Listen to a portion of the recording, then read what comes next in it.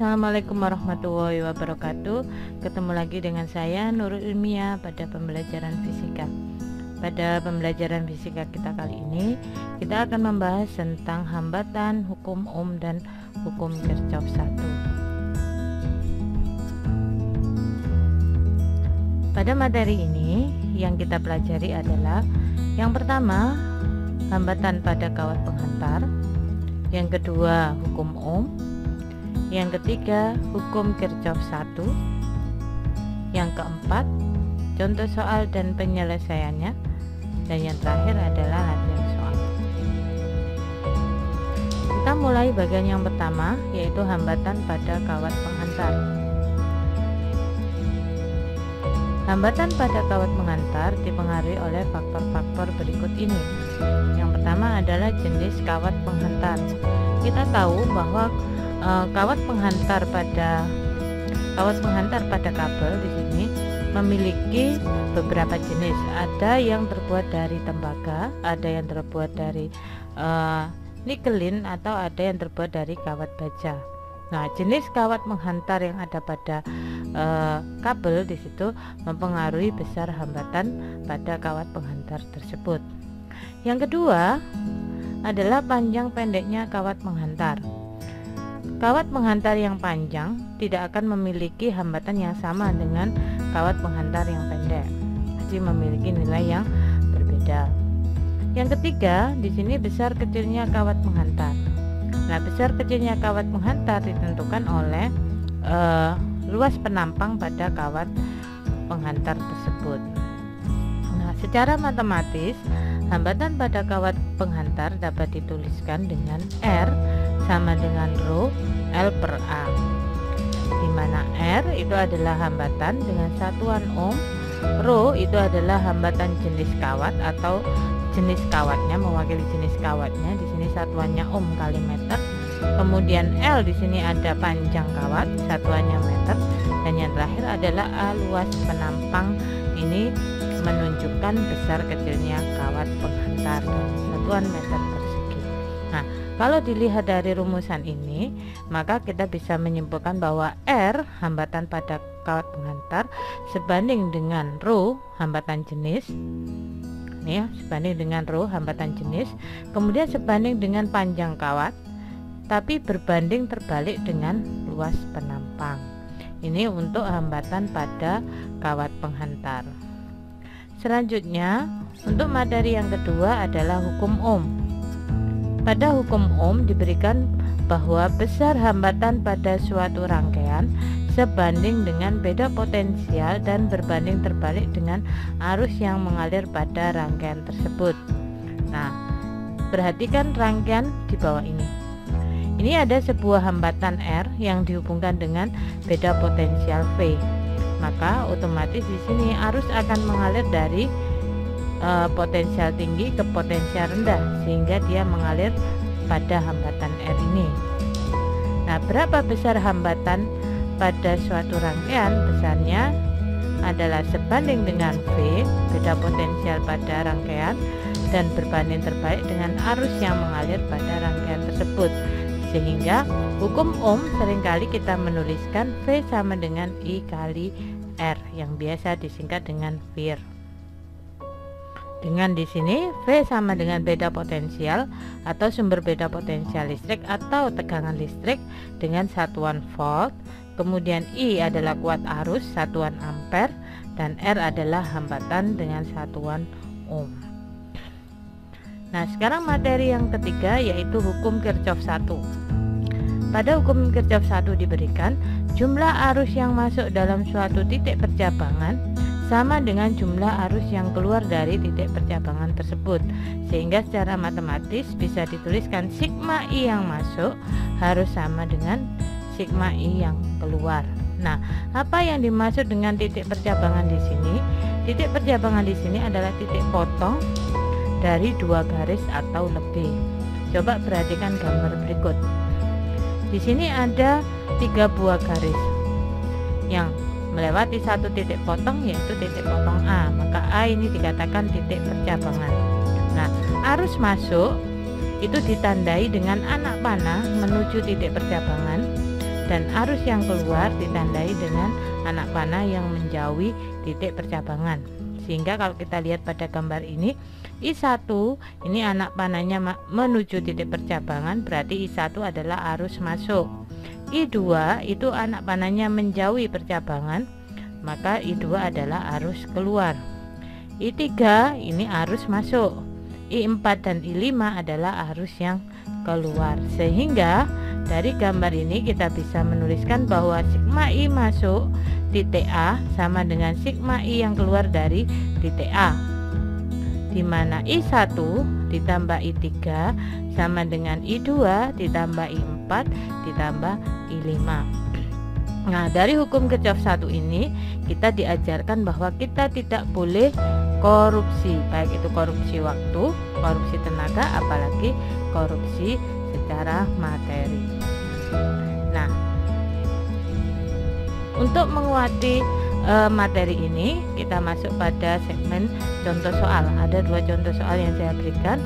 Yang pertama adalah kawat penghantar memiliki panjang 2,5 meter dan jari-jari 0,85 mm, memiliki hambatan 2 ohm. Jika panjang dan jari-jari diubah menjadi 2 kali semula, maka tentukan besar hambatannya. Jadi di sini yang berubah hanya panjang dan jari-jari, untuk jenis kawatnya sama atau tetap. Yang kedua, perhatikan gambar di bawah ini. Dengan menggunakan hukum Kirchhoff 1, tentukan besar I1, I2, I3 dan I4. Nah, ini gambarnya. Nah, penjelasannya bagaimana? Kalian perhatikan baik-baik supaya kalian bisa mengerti dan bisa mengerjakan soal dalam bentuk yang lain. Untuk yang pertama, kita tulis diketahui dulu bahwa L1 panjangnya adalah 2,5 meter. Kemudian jari-jari kawat pertama adalah 0,85 mm, sehingga menghasilkan R1 sebesar 2 ohm. Nah, apabila panjangnya dijadikan 2 kali panjang mula-mula, berarti L2 sama dengan 2L1. Demikian juga untuk jari-jarinya, R2 sama dengan 2R1. Berapa hambatannya? Maka yang dicari adalah R2. Kita tulis untuk rumusan hambatan pada kawat penghantar, yaitu R sama dengan Rho kali L per A. Nah, karena di sini untuk kawat yang memiliki jari-jari 0,85, berarti luas penampangnya adalah luas penampang lingkaran, sehingga A sama dengan PR kuadrat. Jadi kita masukkan R sama dengan Rho kali L per PR kuadrat. Nah, sekarang ada 2 kondisi di sini. Yang pertama adalah kondisi L1-nya sama dengan 2,5 meter, R1-nya adalah 0,85 mm, R1 menghasilkan 2 ohm. Bagaimana jika R dan L di-2 kalikan? Berarti ada 2 kondisi, maka menyelesaikannya dengan menggunakan perbandingan, di mana R1 bagi R2 sama dengan, karena R sebanding dengan L, maka kita langsung aja L1 per L2. Sementara R berbanding terbalik dengan R kuadrat, maka R2 kuadrat dibagi R1 kuadrat. Karena berbanding terbalik, maka kita harus membaliknya. Maka kita langsung memasukkan R1 per R2 sama dengan L1 per L2 nya 2L1, kemudian R2 nya adalah 2R1 kuadrat dibagi R1 kuadrat, menghasilkan 2 per R2 sama dengan 1 per 2 kali 4 per 1. Maka R2 sama dengan 4 per 4 sama dengan 1 ohm. Nah, mudah bukan? Kalau kalian belum memahami, kalian bisa mengulangi materi ini dari awal. Sekarang untuk soal yang kedua. Nah, perhatikan gambar berikut ini. Di sini kita cari titik cabangnya terlebih dulu. Ada 1, 2, 3, 4. Ada 4 titik potong atau titik cabang. Kita namai A, B, C, D. Kita disuruh cari berapa besar I1, I2, kemudian I3 dan I4. Maka kita mulai dari titik cabang A. Nah, pada titik cabang A ini arus masuk itu adalah 48 ampere. Sedangkan arus yang keluar dari titik cabang A adalah 16 ampere dan I1. Maka kita bisa mencari besarnya I1. Nah, 48 sama dengan 16 ditambah I1. Maka I1 sama dengan 48 dikurangi 16, maka I1 sama dengan 32 ampere. Nah, selanjutnya untuk mencari I2, maka di sini I2 berdekatan dengan cabang B. Cabang B.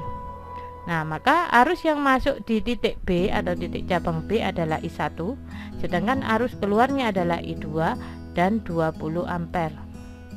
Nah, sehingga I1 sama dengan I2 plus 20 ampere. I1 kita sudah dapatkan dari titik cabang A 32 ampere sama dengan I2 plus 20, sehingga I2 sama dengan 12 ampere.